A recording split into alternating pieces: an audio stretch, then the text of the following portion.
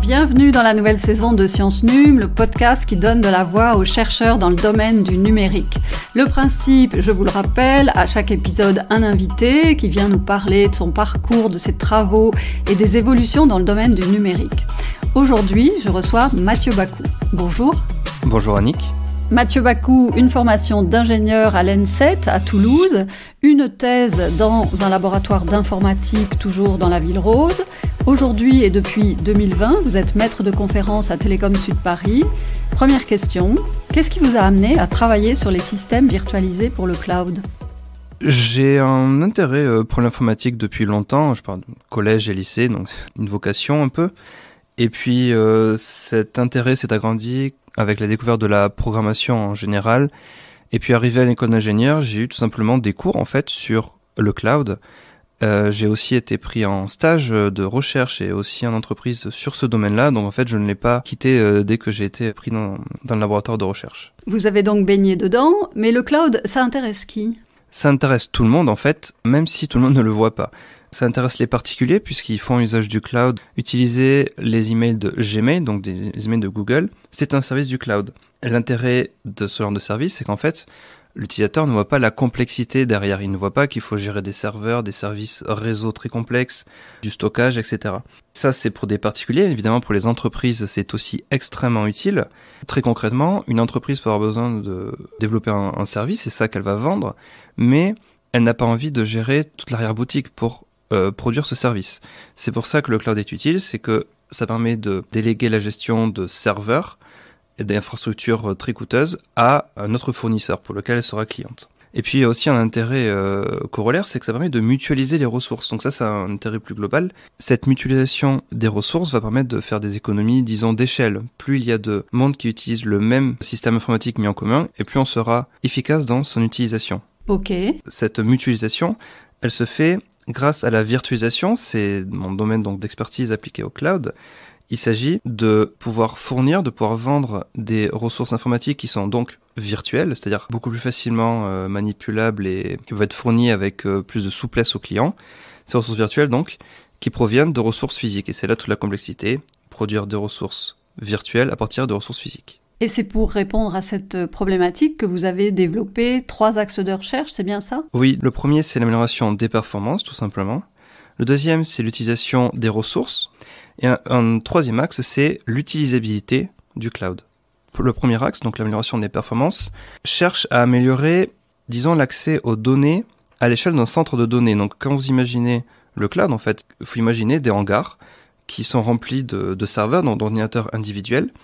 Et c'est l'ensemble de cette masse de ressources informatiques qui va permettre de fournir le cloud. Et quand je parle de hangars, je parle vraiment de bâtiments immenses. Il y en a réellement des problèmes physiques d'accès aux données qui sont situées à un certain endroit dans ce hangar de centre de données, voire même ailleurs dans le monde à vrai dire. Et aussi l'endroit où le calcul est réellement fait. Disons, vous avez l'endroit où le processeur fait les calculs et l'endroit où les données sont stockées sur le disque dur. On cherche à améliorer la performance du cloud en s'assurant que le calcul est fait au plus près de la donnée. C'est une problématique de longue date et il y a toujours quelque chose à faire là-dedans. Le deuxième axe de recherche, c'est l'amélioration de l'utilisation des ressources, qui est un peu similaire. Il s'agit en fait de s'assurer que nos ressources virtuelles utilisent au mieux les ressources physiques.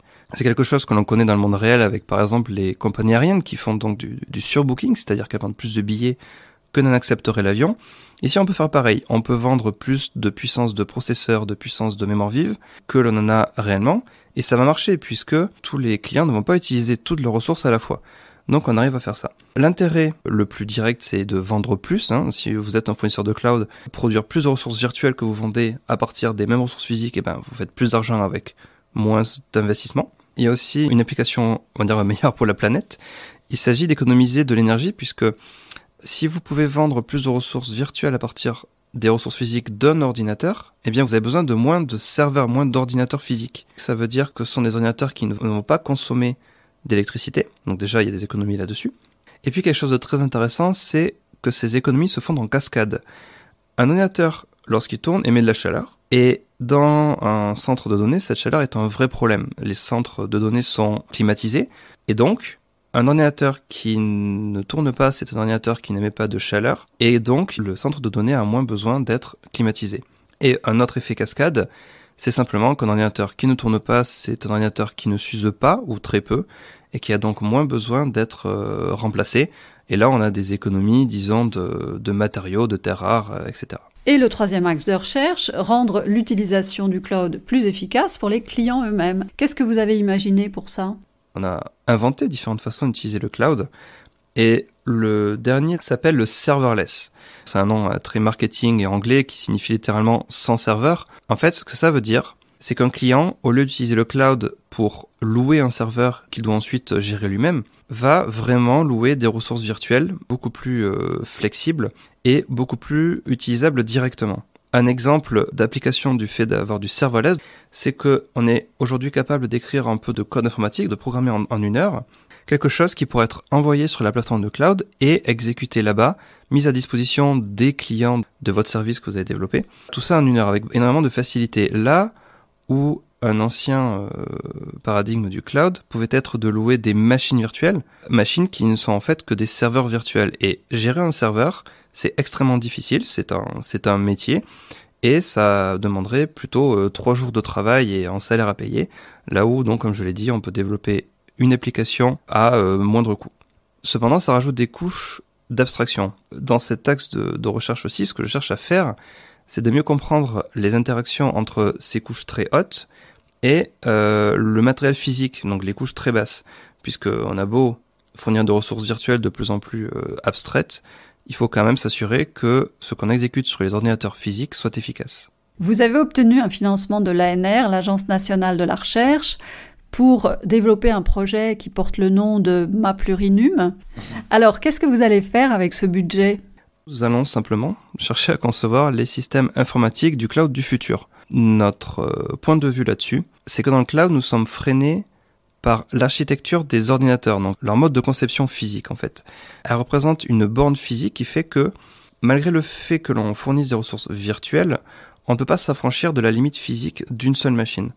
Et donc, l'ANR Maplurinum cherche à utiliser une nouvelle architecture d'ordinateur qui s'appelle RISC-V afin de co-concevoir le matériel et le logiciel du serveur pour le cloud du futur. Et l'espoir que nous avons avec ce projet, c'est d'obtenir une meilleure gestion des ressources et de meilleures performances.